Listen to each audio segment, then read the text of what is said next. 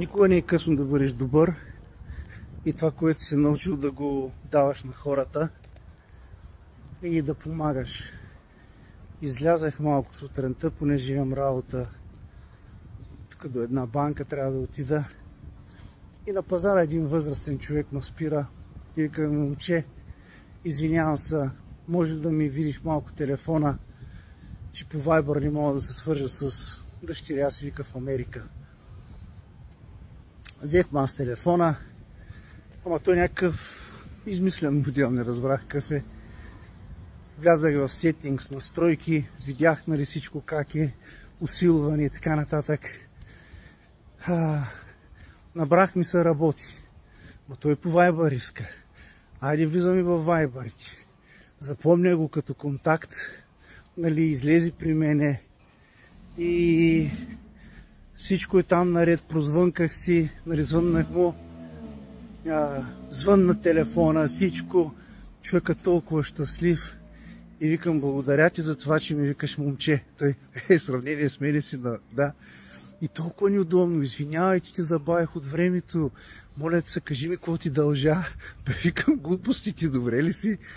Какво ми дължиш? Така че, приятели, винаги можеш да дадеш в екстра ситуация, когато не очакваш на някое нещо, което наистина ти го знаеш, ти го разбираш, и да помагаш така, че човек се чувства удовлетворен. Нека ви кажа, една дебела книга казва: по-блаженно е да дава човек, отколкото да получава. Да получаваш, всеки вижда, всеки му е хубаво, нали? Обаче, според едни принципи, явно по-блажен е човек, когато наистина дава, когато си като река, когато текат нещата от тебе. Да, може да е един телефон да оправиш, може да е нещо друго, но ние имаме, докато сме живи на тази земя, какво да дадем, на кой да дадем, как да го дадем. Така че ако знаеш да правиш добро, а не го правиш, същата тая дебела книга казва, че е грях. Така че, знаеш ли да правиш добро, прави го. Независимо, че не печелиш, независимо, че губиш време. Защо? Защото ние не правим добро, защото трябва, а защото просто сме такива. Ти не помагаш на хората, защото трябва, а защото просто естеството ти е такова да даваш, да правиш неща, да мислиш добрини. И както искам да ви кажа, злото може да еволюира и да расте, по същия начин и доброто може да еволюира и то да расте. Така че то не стои на едно място, то се развива. Така че това исках да ви кажа тази сутрин.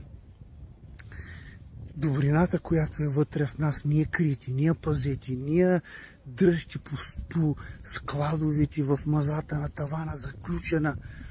Тай бе, може да е прегръдка, усмивка, телефонно обаждане. Винаги има какво да дадеш. Какво да дадеш на човек, който има нужда. А край нас е пълно с хора с нужди. Може да не са физически, може да са емоционални, може да помогнеш на някой емоционално, може да си в една, да речем, лоша атмосфера или нажежена атмосфера, ти да влезеш и с твоето присъствие да внесеш мир, да си миротворец в една атмосфера на къвги, да речем, или на раздори, ти да успокоиш нещата. Разбирате ли кое е ценното? Имаме го това нещо, нека ни го крием като народ. Ние сме добър народ. Има и лоши, има и всякакви хора. Аз избирам да бъда от добрите. Избирам да дам той, което наистина имаше, го раздаваш. Сееш го. Сееш, вариш от семената на сърцето си, това, което си сложил вътре, това сееш.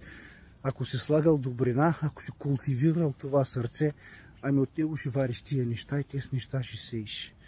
Това ще ги даваш. Айде, че май видеото стана дълго. Деня ми тръгва. Добре тръгва деня ми. Чао и успешен ден.